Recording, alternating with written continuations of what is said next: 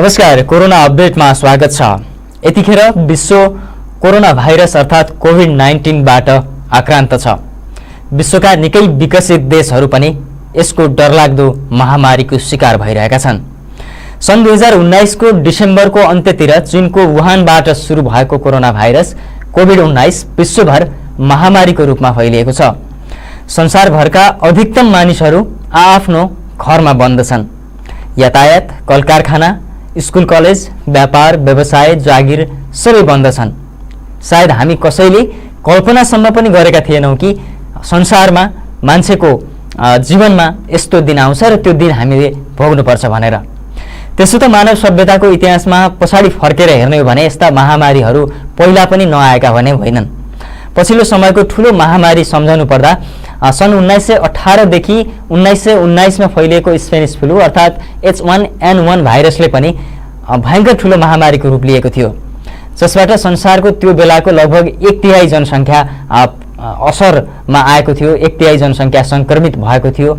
मानिसहरू को चाहिँ दैनिकीमा ठूलो अहिले जुन असर गरेको छ त्योभन्दा कयौं ठूलो असर परेको थियो। 1918 जनवरीमा अमेरिकाबाट यो लगभग चाहिँ पहिलो विश्वयुद्ध सकिसकेपछि सुरु भएको थियो। अमेरिकाबाट सुरु भएर 1918 को अप्रिलसम्ममा नै पश्चिम युरोपका फ्रान्स, बेलायत, इटाली हुँदै विश्वभर यो स्पेनिस फ्लू फैलिएको थियो। यसले मानव इतिहासकै खतरनाक महामारीको रूपमा आफूलाई चिनाएको छ।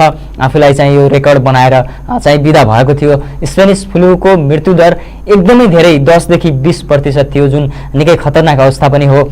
स्पेनिस फ्लूबाट मृत्यु हुनेमा अधिकतम 20 देखि 40 वर्षका युवा अवस्थाका मानिसहरू थिए त्यति बेला। यसले मानिस मात्र नभई कुकुर, बिराला जस्ता जनावरलाई पनि छोडेको थिएन। त्यसबाट चाहिँ त्यो महामारीबाट लाखौं मानिसले ज्यान गुमाएका थिए। पछिल्लो समय दुनियाँका शक्तिशाली देशहरू कोरोना अर्थात् कोभिड-19 को महामारीसँग जुधिरहेका छन्। चीनको वुहानबाट सुरु भएको कोरोना भाइरस यो कार्यक्रम तयार पार्दासम्म विश्वका लगभग 21 लाख मानिसमा चाहिँ संक्रमण फैलाइसकेको छ। यो भाइरसले भने कुल 1,35,000 मान्छेले यसको संक्रमणबाट ज्यान गुमाइसकेका छन्। हामीले निकै ध्यान दिएर हेर्नु र बुझ्नुपर्ने, निकै महत्त्वका साथ हेर्नुपर्ने अर्को आँकडा यो अपडेटमा रहन्छ। त्यो आँकडा हो यसको संक्रमणबाट निको भएका मानिसहरूको संख्या। त्यो कति रह्यो त? त्यो निकै महत्त्वपूर्ण हो र यो कोरोना विरुद्धको महामारी जुन कोरोनाको महामारी विरुद्धको जुन हाम्रो लडाई छ त्यो लडाईमा हाम्रो मनोबल उच्च राख्न, हामीलाई मानसिक रूपबाट हामीलाई तयार गर्नको लागि यो आँकडाले हामीलाई सहयोग पुर्याउँछ। त्यसैले यो आँकडालाई निकै ध्यान दिएर हेर्न जरुरी छ। हालसम्म विश्वभर लगभग 5,16,000 भन्दा बढी मानिसहरू पूर्णतया ठिक भएका छन्। यो निकै खुसीको कुरा पनि हो। हुन त एकातर्फ 1,35,000 भन्दा बढी मान्छे चाहिँ को मृत्यु भएको छ, जुन ठूलो क्षति हो मानव सभ्यताको लागि, जसप्रति हामी पनि दुखी छौं। सिङ्गो चाहिँ विश्व समुदाय दुखी छ। र पनि हामी किन खुसी हुनुपर्छ भन्दा यसबाट रिकभर हुने, निको हुनेको संख्या पनि कम छैन। 21 लाख संक्रमित भइरहँदा 5,16,000 भन्दा बढी त अहिलेसम्म हालसम्म निको भइसकेका छन्। यो तथ्याङ्कलाई विशेष रूपमा हामीले ध्यान दिनुपर्ने हुन्छ। दुनियाँकै महाशक्ति राष्ट्र मानिने अमेरिका हालसम्म कोरोनाबाट संक्रमित र मृत्यु हुने, यी दुवै संक्रमण हुने र मृत्यु हुने यो दुवैको सूचीमा अग्रपंक्तिमा रहेको छ। जहाँ यो कार्यक्रम तयार पार्दासम्म लगभग 6,50,000 मानिस चाहिँ यसबाट संक्रमित भएका छन् भने मृत्यु हुनेहरूको संख्या 28,000 नागेको छ। यो चान्चुन तथ्याङ्क होइन। र हामीले अर्को महत्त्वपूर्ण रूपमा हेर्नुपर्ने तथ्याङ्क 49,000 मानिस चाहिँ यसबाट अमेरिकामा मात्रै निको भइसकेका छन्। त्यस्तै स्पेनमा 1,85,000 बढी संक्रमित छन् भने लगभग 19,000 ले ज्यान गुमाइसकेका छन् र 71,000 निको भइसकेका छन्। निकै ठूलो संख्यामा स्पेनमा मानिसहरू रिकभर भएका छन्, निको भएका छन्। त्यस्तै इटालीमा चीनको वुहानबाट सुरु भएर जुन चीनमा चाहिँ महामारी फैलियो त्यसको लगत्तै दोस्रो नम्बरमै इटालीमा ठूलो रूपमा महामारी फैलिएको थियो। इटालीमा हालसम्म 1,65,000 संक्रमित छन्। त्यहाँ लगभग 22,000 मान्छेले ज्यान गुमाइसकेका छन् भने 38,000 मान्छे निको भइसकेका छन्। त्यस्तै फ्रान्स, जर्मनी, युके जस्ता देशहरूमा पनि यसको असर निकै भयंकर छ र हजारौंको संख्यामा मानिसहरू संक्रमित छन्। हामीले कोरोनाको विश्वभरको तथ्याङ्क हेरिरहँदा यसबाट ठिक भएको संख्या विशेष रूपमा हेर्नै पर्छ। जुन मैले भर्खरै अगाडि पनि उल्लेख गरे यो सङ्ख्यालाई विशेष रूपमा हेर्न छुटाउनु हुँदैन, किनकि यसबाट धेरै मान्छेहरू पूर्णतया ठिक भएर घर फर्किसकेका छन्। यो कार्यक्रम तयार पार्दासम्म नेपालमा जम्मा हाम्रो नेपालको सन्दर्भमा कुरा गर्ने भने जम्मा 16 जना सङ्क्रमित छन्, जसमा 1 जना रिकभर भइसकेका अर्थात् निको भइसकेका छन्। दुनियाँका अन्य धेरै देशहरूको तुलनामा हाम्रो देश निकै सुरक्षित रहेको छ। तर हामीले भुल्न नहुने कुरा के छ भने नेपालमा अहिलेसम्म धेरै आएको छैन भनेर हामीले भनिरहँदा भुल्नै नहुने कुरा के हो भन्दा चीनमा जति बेला सङ्क्रमणको चाहिँ चरम महामारी फैलिरहेको थियो, मानिसहरू लगभग चीनमा सङ्क्रमित 60,000 भन्दा बढी क्रस भइरहेका थिए, 60,000 भन्दा बढी कटिरहेका थिए, त्यो बेलामा इटालीको अवस्था अमेरिकाको अवस्था पनि सामान्य नै थियो, नेपालको जस्तै थियो। तर त्यही अवस्था अहिले तिनै देशको अवस्था अहिले कहाँ छ हामीले अनुमान लगाउन सक्छौँ। र हामीले यदि सावधानी अपनाएनौँ र यो लकडाउनको पूर्ण पालना गरेनौँ भने हाम्रो अवस्था के हुन्छ त्यो सहजै अनुमान लगाउन सक्छौँ, त्यो हामीले सहजै बुझ्न सक्छौँ। त्यसैले लकडाउनको पूर्ण पालना गर्नुको अर्को विकल्प छैन। हालसम्म कोरोनाको कुनै पनि औषधि पत्ता लागेको छैन, यो हामीलाई पनि थाहा छ, सबैलाई थाहा छ। यसको औषधि भनेको लकडाउन नै हो, यसको पूर्ण पालना नै हो। तपाईँ आफ्नो घरमै बस्नुहोस्, यदि एकदमै कुनै चाहिँ ठुलो आवश्यकता छ, तपाईको औषधि किन्नुपर्ने छ, तपाईको खाद्यान्न सकिएको छ, भोकमरीले मरिने अवस्था आयो, त्यो अवस्थामा मात्रै बाहिर निस्कनुहोस् र बाहिर निस्कँदा पनि एकदमै सुरक्षित भएर मास्कको प्रयोग गरेर, सकेसम्म सेनिटाइज मास्कहरू प्रयोग गरेर, ग्लोभ्सहरू प्रयोग गरेर, सकिन्छ भने अझै आफूसँग भएका अरू पिपी प्रयोग गरेर शरीर छोपेर र मानिसहरूबाट सामाजिक दूरी कायम गरेर बाहिर निस्कनुहोस्। र हामीसँग भएको कोरोना विरुद्धको एउटै औषधि सूत्र जे भने पनि यही नै हो। हामीले गर्न सक्ने कोरोनाको महामारी रोक्नका लागि हामीले हाम्रो स्थानबाट गर्न सक्ने कुरा भनेको यही नै हो, सामाजिक दूरी कायम गर्नु। जीवन रहे सबथोक रहन्छ, जीवन भए सबथोक हुन्छ। विशेष गरी गाउँघरमा लकडाउनको पूर्ण पालना नगरे जस्तो देखिन्छ, मानिसहरू यत्रतत्र हिँडिरहेको देखिरहेको छ। गाउँघरमा चाहिँ यो सामाजिक दूरीको पनि त्यति धेरै पालना भएको छैन। गाउँघरले पनि विशेष रूपमा ध्यान दिनुपर्ने कुरा के छ भन्दा विशेष गरी गाउँघर कृषिसँग जोडिएको, पशुपालनसँग जोडिएको क्षेत्र हो। कृषि पशुपालन जस्ता उत्पादनका कामहरू गर्नु नै पर्छ। उत्पादन रहेन भने जीवनयापनको बाटो पनि रहँदैन। तर उत्पादनसँग जोडिँदै गर्दा सामाजिक दूरी कायम गर्न हामीले भुल्नु हुँदैन, किन भन्दा कोरोना विरुद्धको अचुक औषधि भने पनि, कोरोना विरुद्धको रामबाण औषधि भने पनि, जे भने पनि हामीले जानेको यही नै हो र हामी उत्पादनसँग जोडिँदा पनि यसको पालना गर्नुपर्ने एकदमै आवश्यकता छ। यो गर्न सकिएन भने बडो चाहिँ ठुलो सङ्कटमा हामी पर्न सक्छौँ, किन भन्दा विश्वको तथ्याङ्क, कोरोना भाइरसबाट सङ्क्रमित हुने विभिन्न राष्ट्रहरूको तथ्याङ्क हामीले हेरि नै रहेका छौँ। अखबारहरू, डिजिटल अखबारहरू, टेलिभिजनहरू पढ्ने हेर्ने गरिरहेका नै छौँ। यस्तो सङ्कटको बेलामा अस्पतालमा खटिने स्वास्थ्यकर्मी, सुरक्षाकर्मी, मिडियाकर्मीको जीवन भनेको झन सङ्कटपूर्ण हुन्छ।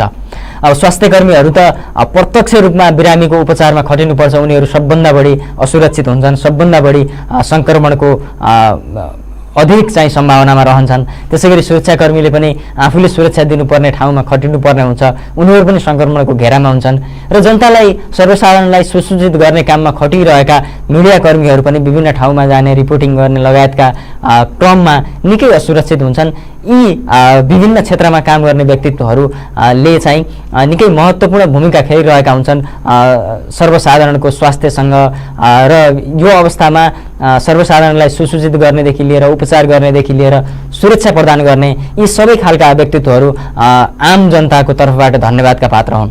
तर कोरोना विरुद्धको लडाइँमा यदि तपाईँ आफू पनि लकडाउनको पूर्ण पालना गर्दै सामाजिक दूरी कायम गर्दै जीवनयापन गर्नुभएको छ भने तपाईँ एक व्यक्तित्व, तपाईँ एक सर्वसाधारण, सम्पूर्ण एक व्यक्तित्वहरूले चाहिँ कोरोना विरुद्धको, कोरोनाको यो महामारी विरुद्धको लडाइँमा तपाईँहरूको भूमिका पनि उत्तिकै महत्त्वपूर्ण छ, उत्तिकै महत्त्वपूर्ण हुन्छ। हामी फेरि पनि दोहोऱ्याउन चाहन्छौँ, अत्यावश्यक अवस्थामा बाहेक घर बाहिर निस्कनु भनेको कोरोनालाई निमन्त्रणा दिनु हो। यसलाई हामीले देख्न सक्दैनौँ, चिन्न पनि सक्दैनौँ। हामीले नबोलाएसम्म कोरोना आफै पनि आउँदैन। बोलाउने भनेर यहाँ आइज भनेर बोलाउने होइन, हामीले यसलाई आउने वातावरण नबनाइदिएसम्म यो हामी समक्ष आउन सक्दैन। त्यसैले यो ध्यानमा राखौँ कि यसले न मिडियाकर्मी भन्छ, न यसले स्वास्थ्यकर्मी भन्छ, न सुरक्षाकर्मी भन्छ, न यसले कुनै जात धर्म हेर्छ, न कुनै धनी गरिब वा ठुलो सानो हेर्छ। यसको व्यवहारमा, कोरोनाको व्यवहारमा हामीले बनाएका कुनै पनि घेराहरू, हामीले बनाएका कुनै पद प्रतिष्ठाहरू कसैले काम गर्दैनन्, कुनै पनि संयन्त्रले सूत्रले काम गर्दैनन्।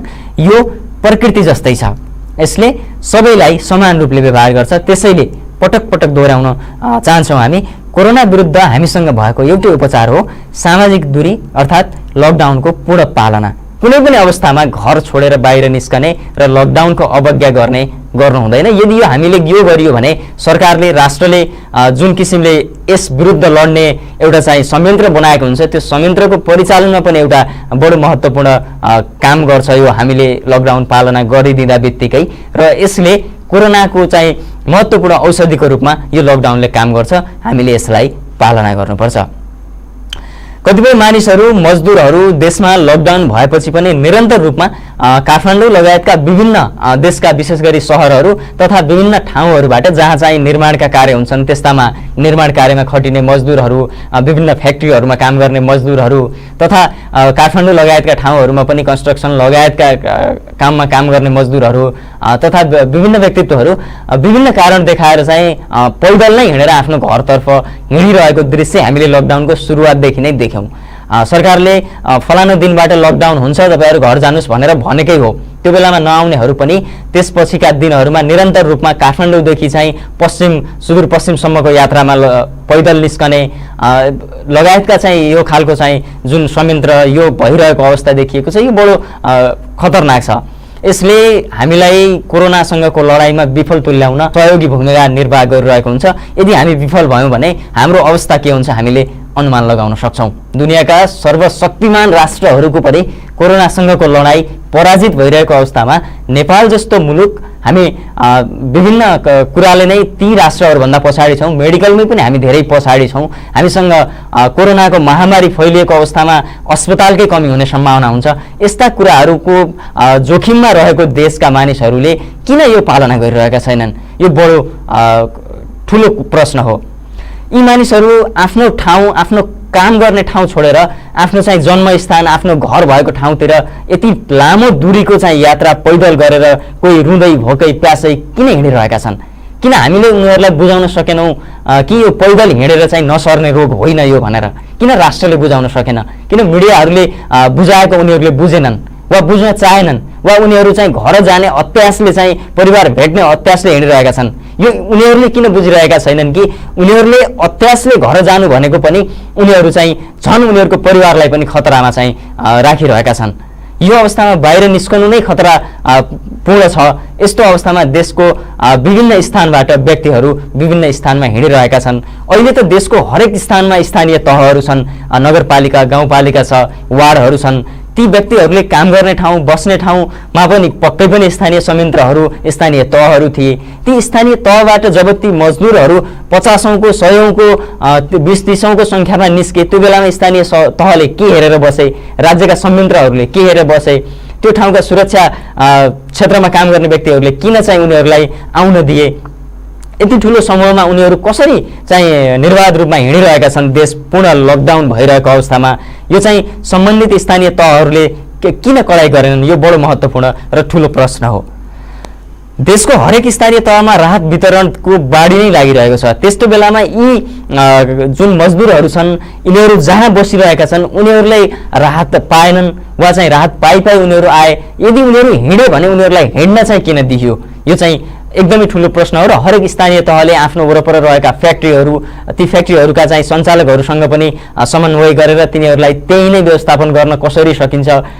विभिन्न कन्स्ट्रक्सन साइटमा काम गर्ने मजदुरहरूको हकमा ती साइटहरूका ठेकेदारहरू को हुन्, तिनीहरूले किन यिनीहरूलाई चाहिँ व्यवस्थापन गरिरहेका छैनन् वा राष्ट्रको चाहिँ संयन्त्रसँग किन आइरहेका छैनन्? यो बारेमा बुझ्नु एकदमै महत्त्वपूर्ण हुन्छ। यो चाहिँ बडो चाहिँ महत्त्वपूर्ण कुरा हो। किन भन्दा यदि यी व्यक्तिहरूले सङ्क्रमण बोकेर हिँडे भने नेपालमा सङ्क्रमण फैलन धेरै समय लाग्दैन। धेरै मानिसहरू एक ठाउँबाट अर्को ठाउँ घर न घाट भए जस्तो गरेर पोकाहरू बोकेर, झोलाहरू बोकेर भोकै प्यासै हिँडिरहेको हामीले देखिरहेका छौँ। लकडाउनको 3 हप्ताभन्दा बढी समय भइसकेको छ। यो बिचमा पनि मानिसहरू हिँड्ने क्रम रोकिएको छैन। आजकै कुरा गर्ने भने आजै बिहान 10 बजेतिर रूपन्देहीको देवदहमा काठमाडौँबाट अस्ति हिँडेको भन्ने 52 जनाको समूह आइपुग्यो। उनीहरू दाङ, बाँके, बर्दिया कैलाली तथा कालीकोट जाँदै गरेका थिए।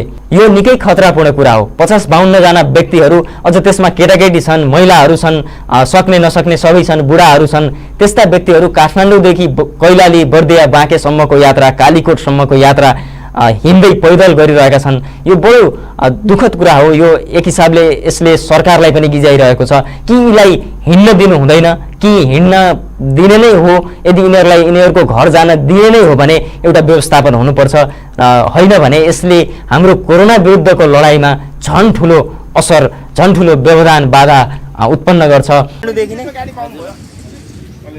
अस्ति हिँड्नुभयो बिचमा अब गाडी अब ट्रकहरू कुनै ठाउँमा अब छोटो दूरी एकदम छोटो 10-5 किलोमिटर जति ट्रकहरूले हेल्प गरे, नत्र हिँड्दै आउनु। कतिजना हुनुहुन्छ? हाम्रो 52 जना टुरिस्ट। काठमाडौँमा के गर्नुहुन्छ तपाईँ? काठमाडौँ अब यही कन्स्ट्रक्सनतिरकै कामको सिलसिलामा। ए, अनि त्यहीँ बस्ने चाहिँ व्यवस्थापन भएन?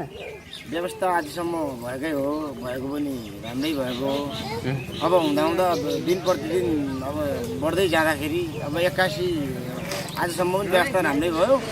अब पछि गाडी पनि नआउने, रासन पनि नआउने भइसकेपछि त अब झन् अप्ठ्यारो स्थिति हुँदाखेरि हामी निस्किनु बाध्य भयो। राति कहाँ बस्नु भएको छ? आजको राति त हामी चितवनबाट अब नारायणगढबाट हामी पैदल यात्रा छौँ। कहीँ पनि बसेनौँ, हामी रातभरि सुत्नु भएको छैन? आज सुतेकै छैन।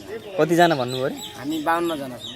52 जना हुनुहुन्छ, केटाकेटी पनि गरेर? हजुर, 2 कहाँ पुग्ने हो तपाईँहरू? 2वटा महिलाहरू छ। हामी अब कैलाली, बर्दिया, कालीकोट, दाङ यति एरिया बाँकी। देवदहमा रहेको लोकेश्वर महादेव मन्दिर व्यवस्थापन समिति तथा देवदह आध्यात्मिक प्रतिष्ठानले केही दिन यता यसरी यी मान्छेहरू हिँड्ने क्रम बढेपछि यस्ता मान्छेहरूलाई चाहिँ सहयोग गर्नुपर्छ भन्ने मानवीय नाताले चाहिँ बिच परेका पैदल यात्रीहरूलाई सामाजिक दूरी कायम गर्दै खाना खुवाउँदै आइरहेको छ लोकेश्वर शिव पञ्चायतन मन्दिर परिसरमा। र यी 52 जना जो चाहिँ अस्ति काठमाडौँबाट हिँडेर देवदह आज आइपुगे, उनीहरूलाई पनि आज बिहान खाना खुवाएर उनीहरूलाई सवारी साधनको व्यवस्थापन गरी चन्द्रौटासम्म पठाउने तयारी भइरहेको त्यहाँ कार्यरत विभिन्न सामाजिक व्यक्तित्वहरूले हामीलाई जानकारी दिनुभएको थियो। सायद उनीहरूलाई पठाइसकिएको छ। मानवीय सेवाको लागि सङ्कटको यो बेलामा धार्मिक तथा सामाजिक संस्थाहरू, अन्य संस्थाहरूले गरेका यस्ता कार्यहरू प्रशंसनीय छन्, त्यसमा दुई मत छैन। तर यो समस्याको समाधान चाहिँ कदापि होइन, कुनै पनि हालतमा यो कार्यले समस्याको समाधान हुँदैन। यो 16 जनालाई 16 जनामा रोक्न सकिएन र यदि बढ्यो भने यसले निकै ठुलो महामारीको रूप लिन सक्छ। त्यसैले यसमा हामी निकै नै महत्त्वपूर्ण रूपमा सोचेर, गहन रूपमा सोचेर यसमा चाहिँ विशेष गरेर केन्द्र, प्रदेश, स्थानीय त तेरो मेरो जिम्मेवारी नभनिकन सबैले आफ्नो ठाउँबाट कार्य गर्नु जरुरी देखिन्छ। यदि देशका विभिन्न शहर तथा काठमाडौँमा विभिन्न परियोजना, जस्तो उदाहरणको लागि लिगौँ अध्ययन, रोजगारी, मजदुरी लगायतमा रहेका व्यक्तिहरूलाई सोही ठाउँमा रोक्न सकिएन भने स्थिति भयावह हुन्छ। त्यो मैले अगाडि पनि उल्लेख गरेँ। यसतर्फ विशेष ध्यान पुर्याउनु जरुरी छ र मैले फेरि पनि उल्लेख गर्न चाहन्छु, हामी फेरि पनि उल्लेख गर्न चाहन्छौँ, तिनै तहका सरकार, केन्द्र, प्रदेश र स्थानीय सरकारको समन्वयमा पूर्ण रूपमा चाहिँ लकडाउनको पालना हुनु जरुरी छ।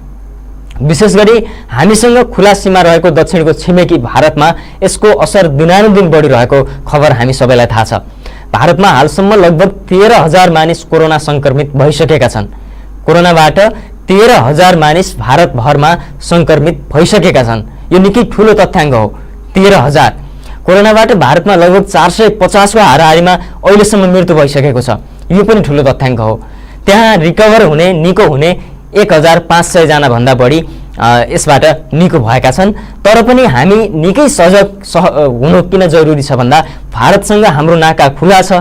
खुला नाकाको कारणले हाम्रोमा भारतमा फैलिएको महामारी जुनसुकै बेला पनि फैलिन सक्ने, जुनसुकै बेला पनि त्यस्तै रूपमा अगाडि बढ्न सक्ने एउटा चाहिँ खतरा छ।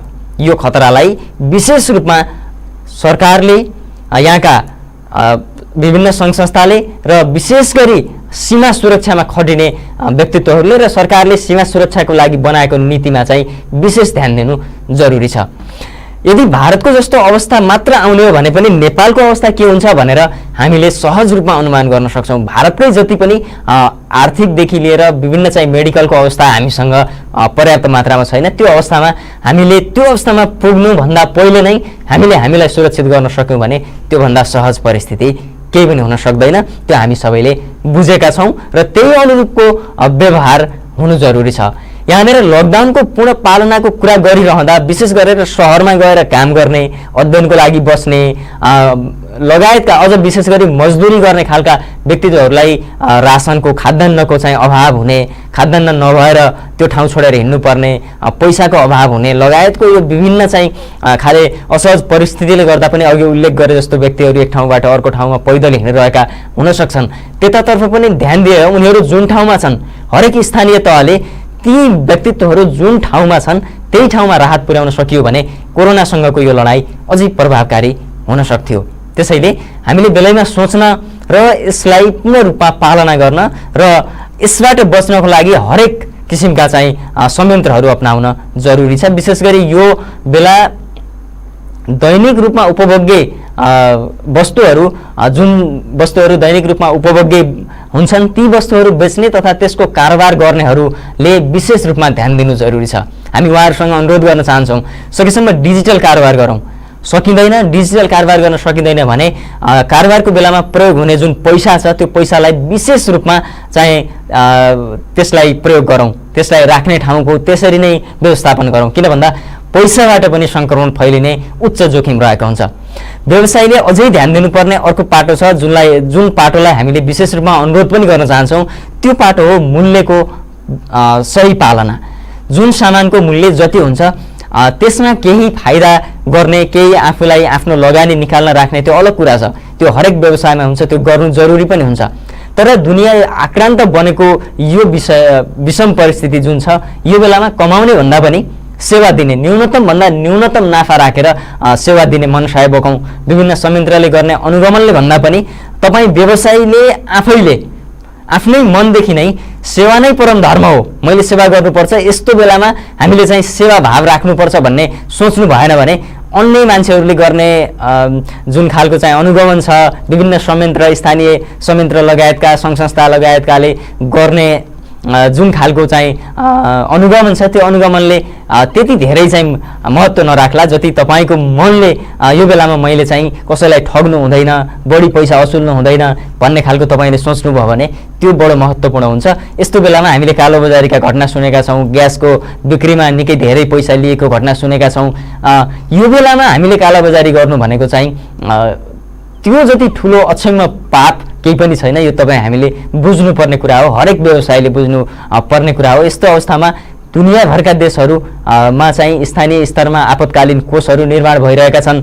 ती कोषहरूबाट चाहिँ मानिसहरूलाई रकमहरू सहयोग प्रदान गरिराखेका छन् विभिन्न देशहरूले। नेपालमै पनि विभिन्न नगरपालिका स्तर, प्रदेश स्तर, गाउँपालिका स्तर, केन्द्र स्तर जहाँ चाहिँ यो कोष निर्माण भएको छ विभिन्न व्यक्तिहरू, कम्पनीहरूले, बैंकहरूले त्यसमा सहयोग गरिरहेका छन्। हामीले सकिन्छ भने हामीले जति सक्छौँ त्यति सहयोग गरौँ त्यो कोषमा। सकिँदैन भने आफूले गर्ने व्यवसायमा कमसेकम नाफा राखेर मात्रै व्यवसाय गरौँ। कालोबजारी त यो बेलामा गर्दै नगरौँ। ढुक्क हुनुहोस्, यो बेलाको कालोबजारी अरू बेलाको पनि कालोबजारी पाप नै हो, तर यो बेलाको कालोबजारी अझै अक्षम्य पाप हुनेछ। यसतर्फ व्यवसायीहरूलाई हामी हार्दिक अनुरोध पनि गर्न चाहन्छौँ। त्यसै गरी हाम्रो अर्को अनुरोध आम सर्वसाधारणलाई पनि हो जुन बडो महत्त्वपूर्ण हुन्छ। हामी सर्वसाधारणलाई यो अनुरोध गर्न चाहन्छौँ, यो महामारी कहिलेसम्म रहन्छ त्यसको कुनै लेखाजोखा छैन, कुनै टुङ्गो छैन, कुनै अनुमान छैन। विश्वमा यो महामारी आजभन्दा भोलि, भोलिभन्दा पर्सि, हिजोभन्दा आज यसरी फैलिरहेको छ। कोरोनाले विश्वमा निम्त्याएको यो महामारीले कहिलेसम्म निरन्तरता लिन्छ र कहिले यो महामारी रोकिन्छ वा कहिले यो महामारी विरुद्ध मान्छेले औषधि पत्ता लगाउँछ त्यसको कसैले ग्यारेन्टी गर्न सक्दैन, कसैले त्यो बारेमा केही पनि भन्न सक्दैन। यस्तो अवस्थामा हामीले यो खालको खतरामा विश्व छ भनेर जान्नु जरुरी हुन्छ। कैयौँ जागिरहरू सकिने अवस्थामा रहेका छन् विश्वमा। हामी अन्तर्राष्ट्रिय मिडियाहरूका रिपोर्टहरू हेऱ्यौँ भने, विभिन्न सङ्घ संस्थाले अहिले प्रक्षेपण गरिरहेका चाहिँ अनुमानका रिपोर्टहरू हेऱ्यौँ भने हामीले प्रष्ट रूपमा विश्वको भोलिको भविष्यलाई आकलन मूल्याङ्कन गर्न सक्छौँ। विश्वमा रहेका कैयौँ जागिरहरू सङ्कटमा पर्ने अवस्थामा छ। विश्वको अर्थतन्त्र निकै ठुलो मन्दीमा जाने खतरामा छ। अब हामीले हामीसँग भएको अर्थलाई कसरी हुन्छ धेरै लामो समयको लागि प्रयोग गर्न पर्ने बाध्यता छ। हाम्रो अर्थलाई बचाइराख्नुपर्ने बाध्यता छ। हाम्रो खर्च व्यवहारमा परिवर्तन गर्नुपर्ने बाध्यता छ। यदि हामीले हाम्रो खर्च व्यवहार हिजोको जस्तै राख्न खोज्यौँ, हिजो जस्तै महँगो रूपमा चाहिँ हामीले जीवनयापन गर्न खोज्यौँ भने त्यसले हामीलाई निकै ठुलो सङ्कटमा पुर्याउन बेर लाग्दैन। तपाईँ किसान हुनुहुन्छ भने विशेष गरी किसानहरूलाई खाद्यान्नको स्रोत आफ्नै खेतमा उब्जन्छ, सीमित चिजहरू मात्र किन्नुपर्ने हुन्छ। किसानहरूलाई केही सजिलो हुन्छ, तर बडो असहज ती व्यक्तिहरूलाई हुन्छ जो सहरी क्षेत्रमा बस्छन्, जसले खाद्यान्नसँगको प्रत्यक्ष उत्पादनमा आफ्नो जीवनलाई जोड्न सकेका छैनन्, जसले चाहिँ खरिद गरेरै खाने गर्छन्। उनीहरूलाई निकै ठुलो चाहिँ समस्या पर्न सक्छ।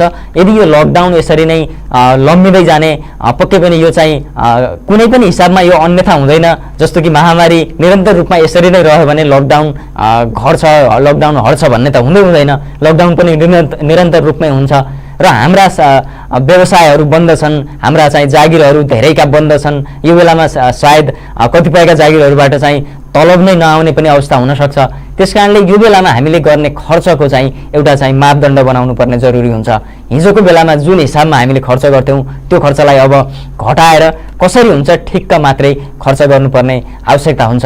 किसानहरूलाई प्रत्यक्ष चाहिँ अन्नबाली उत्पादन, तरकारी उत्पादनसँग जोडिएको भएर केही दैनिकी सहज हुन्छ, तर व्यवसायीहरू, जागिरी जीवन बाँचिरहेका, विशेष गरी चाहिँ सहरमा बसिरहेका व्यक्तित्वहरूलाई अलिकति गाह्रो हुन्छ। त्यही भएर यो अवस्थामा हामीले जसरी हुन्छ हामीसँग भएको हाम्रो खल्तीमा कति छ त्यसलाई पछिसम्म चलाउनको लागि हामीले खर्च गर्ने बानीमा निकै सुधार गर्नुपर्ने जरुरी हुन्छ।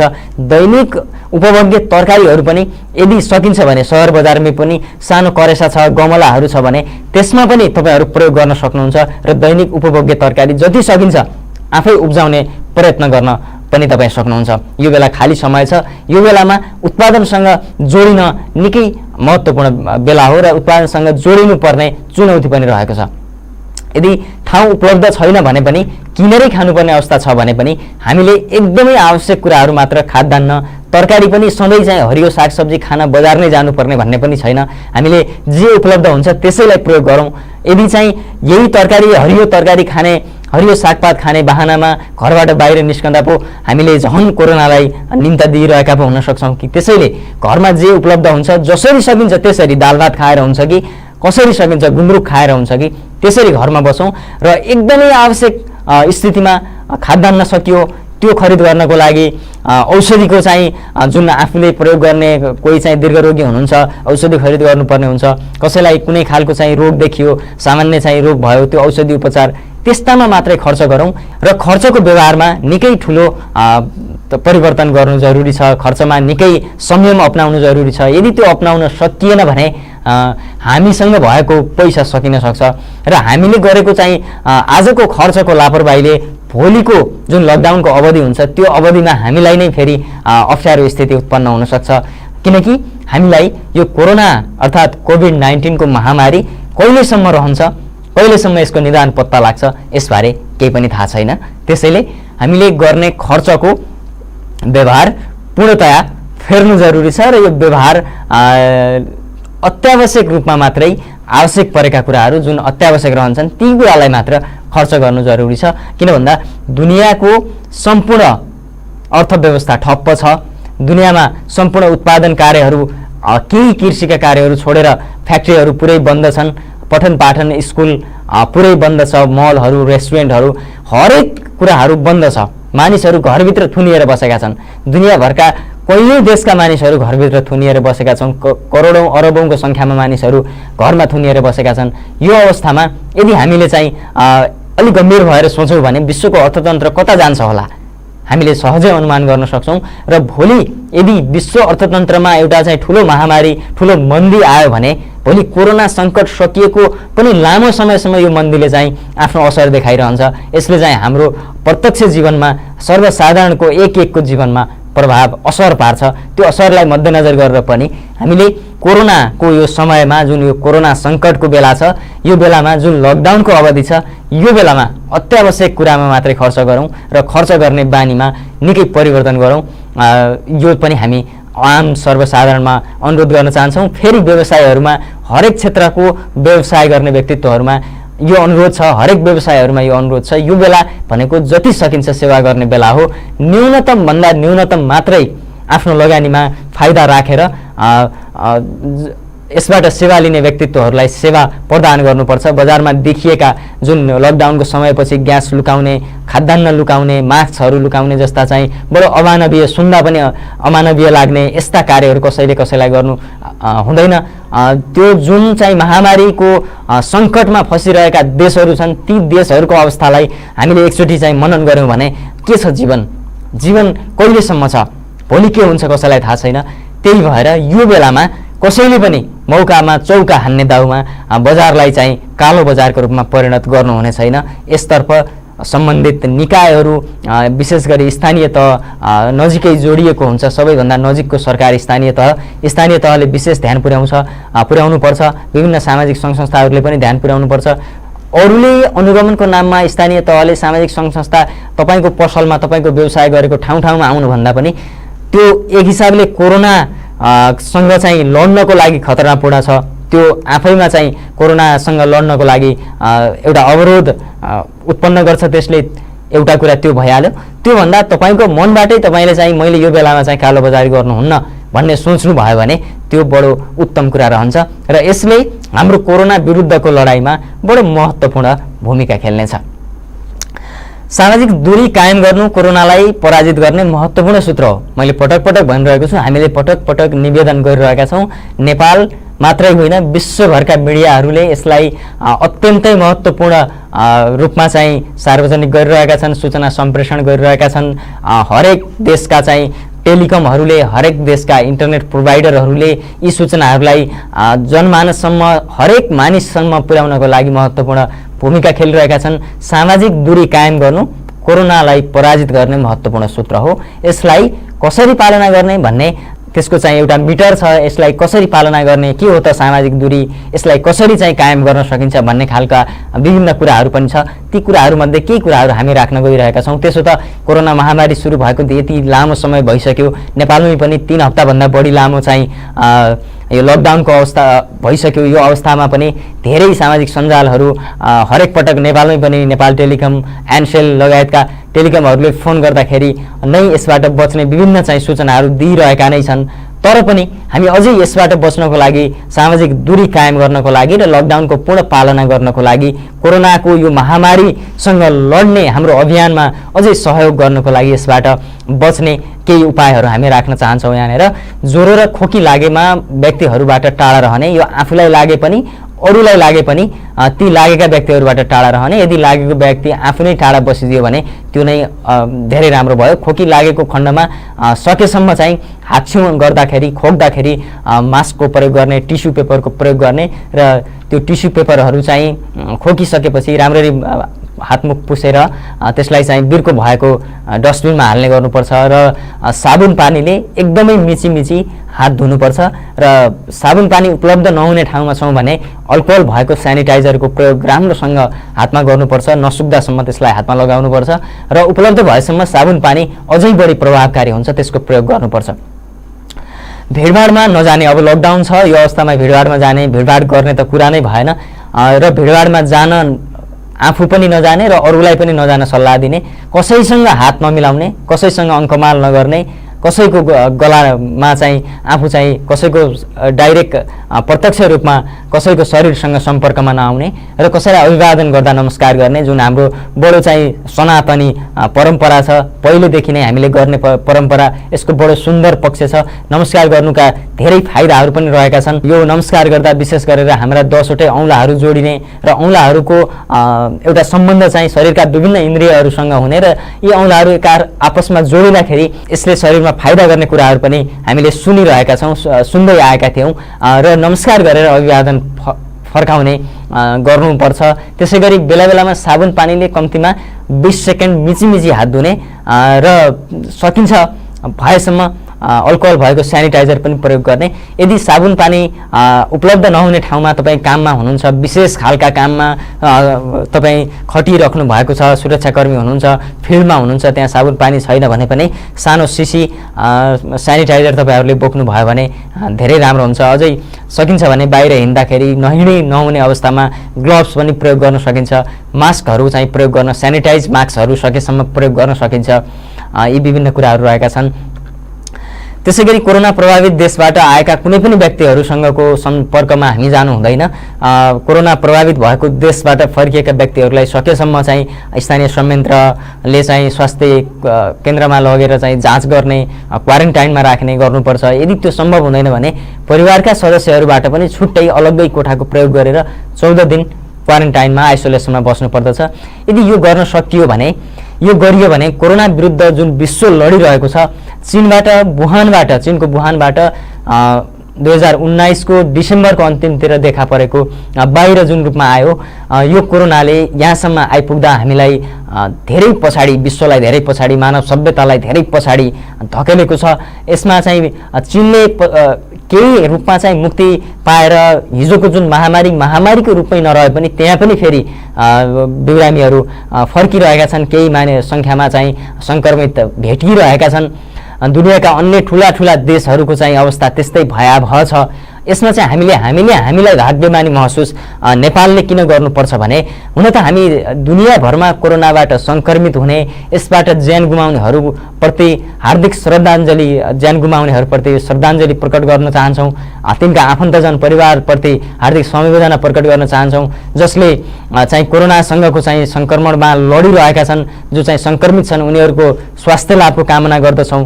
हामी उनीहरूप्रति, उनीहरूको चाहिँ अवस्थाप्रति, हरेक देशको नागरिकको अवस्थाप्रति दुखी छौँ।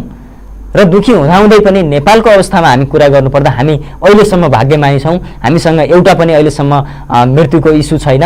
कोही पनि यसबाट चाहिँ ज्यान गुमाउन बाध्य भएको छैन। जम्मा 16वटा केस देखिएको छ हालसम्म र एउटा मात्रै केस त्यसबाट निको भएको छ, अरू चाहिँ उपचाररत छन्।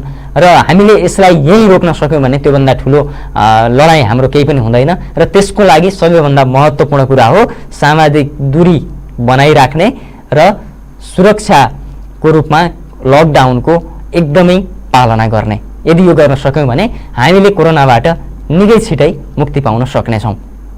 अन्त्यमा हामीले यो विशेष कोरोना अपडेट लिएर उपस्थित भइरहँदा पछिल्लो समयको कोरोनाको चाहिँ विश्व महामारीको पछिल्लो अवस्था, देशमा भइरहेका विविध गतिविधि, कोरोनासँग लड्नको लागि हामीले गर्नुपर्ने व्यवहार, हाम्रो पछि यो कोरोनाले चाहिँ कोरोना सकिसकेपछि पनि विश्वमा पार्ने प्रभावको एउटा चाहिँ आकलन, त्यसबारेमा एउटा केही छलफल जस्तो एउटा चाहिँ सामग्री लगायतका विविध कुराकानीहरू हामीले प्रस्तुत गर्ने प्रयत्न गरेका हौँ। यहाँनिर हामीले यो राहत वितरणको बारेमा केही कुराहरू जोड्छौँ।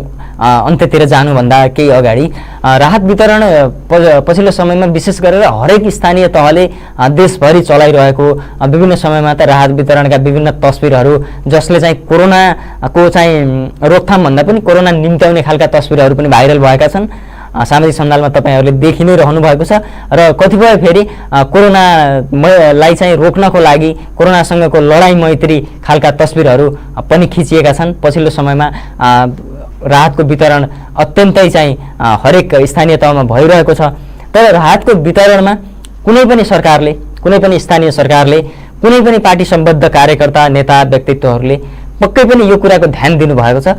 वास्तविक खाद्यान्न खान नपाएर मर्ने सूचीमा आउने जनसङ्ख्या कुन हो, कुन घर परिवार हो जसले 2 दिन, 1 दिन, 5 दिन काम गर्न नपाएको खण्डमा भोकै मर्छ, त्यसलाई पक्कै पनि चिनेर राहत वितरण गरिएको छ।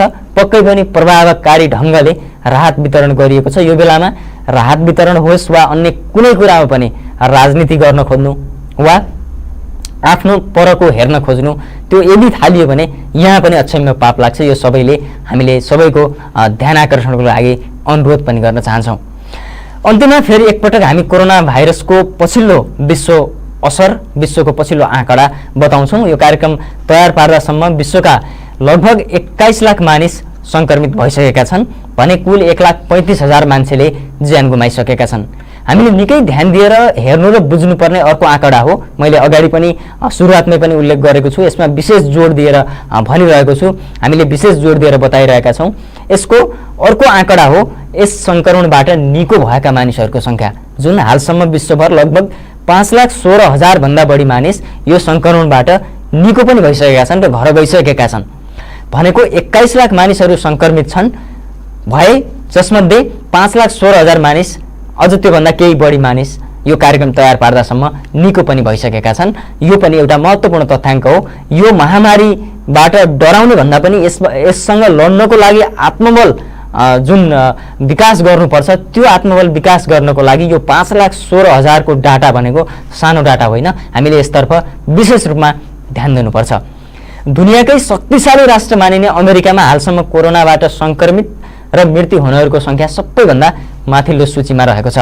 जहाँ यो कार्यक्रम तयार पार्दासम्म हामीले पटक पटक भनेका छौँ, यो कार्यक्रम तयार पार्दासम्म लगभग 6,50,000 भन्दा बढी मानिस यसबाट सङ्क्रमित भएका छन् भने मृत्यु हुनेहरूको सङ्ख्या 28,000 नागेको छ।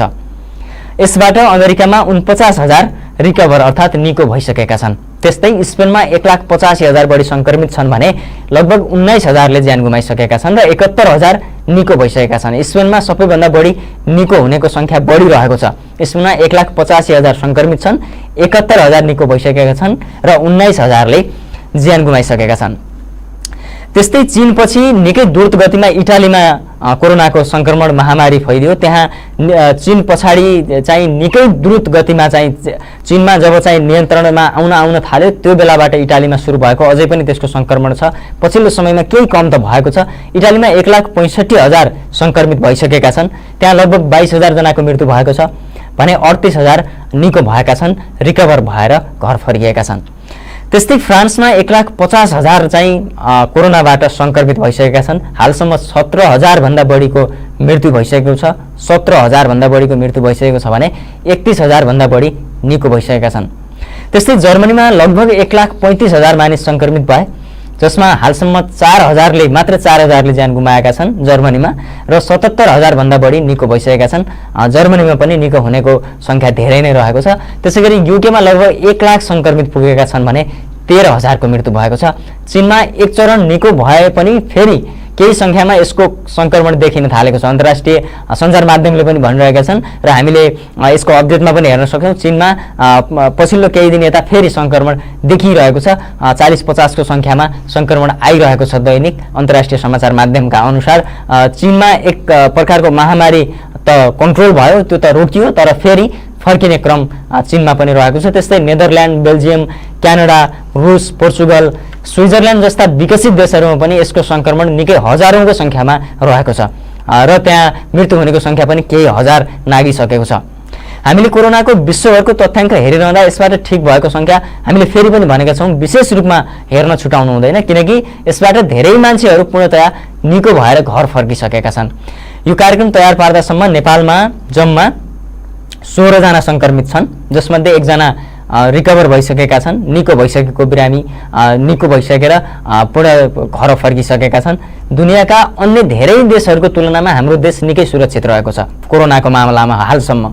तर हामीले भुल्नु हुँदैन, अगाडि पनि हामीले उल्लेख गरेका छौँ, चीनमा सङ्क्रमितहरू 60,000 क्रस भइरहँदा, 60,000 कटिरहँदा इटाली, अमेरिका र स्पेन लगायतका देशहरूमा त्यसको असर अति सामान्य थियो। तर आज ती देशको हालत के छ हामी सबैलाई थाहा छ। हामी कार्यक्रमको अन्तिममा छौँ। अन्तिममा हामीले फेरि पनि कोरोनासँग लड्नको लागि अहिलेको लागि हामीले जानेको, हामीले बुझेको, हामीलाई भनिएको र हामीले प्रयोग गर्न सक्ने औषधि भनेको लकडाउनको पूर्ण पालना हो। लकडाउन भनेको तपाईँ आफ्नो घरमा हुनुहुन्छ, घरभित्रै बस्ने, अति आवश्यक अवस्थामा बाहेक घर बाहिर ननिस्कने, सामाजिक दूरी कायम गर्ने, यही नै चाहिँ कोरोना विरुद्धको औषधि, उपचार सूत्र जे भने पनि यही हो। कोरोनाको यो महामारी विश्वव्यापी रूपमा फैलिएको महामारी रोक्नको लागि योभन्दा अर्को उपाय छँदै छैन। हामीले एउटा यो मानव सभ्यताले, यो विकासले, यो मानवीय विकासले, यो पछिल्लो वैज्ञानिक विकासले पनि पत्ता लागेको छैन अहिलेसम्म। त्यसैले कोरोनाबाट बच्ने रामबाण औषधि, अचुक औषधि जे भने पनि लकडाउनको पूर्ण पालना हो र यसलाई पालना गरौँ, घरमै बसौँ, सुरक्षित बसौँ। हामी लकडाउन विशेष प्रस्तुतिको अन्त्यमा आएका छौँ। कोरोना अपडेटबाट कोरोना विशेष प्रस्तुतिबाट म सुशील सापकोटा बिदा चाहन्छु। देवदा टेलिभिजन हेर्दै रहनुहोला। तपाईँको बाँकी पल शुभ बितोस्। नमस्कार।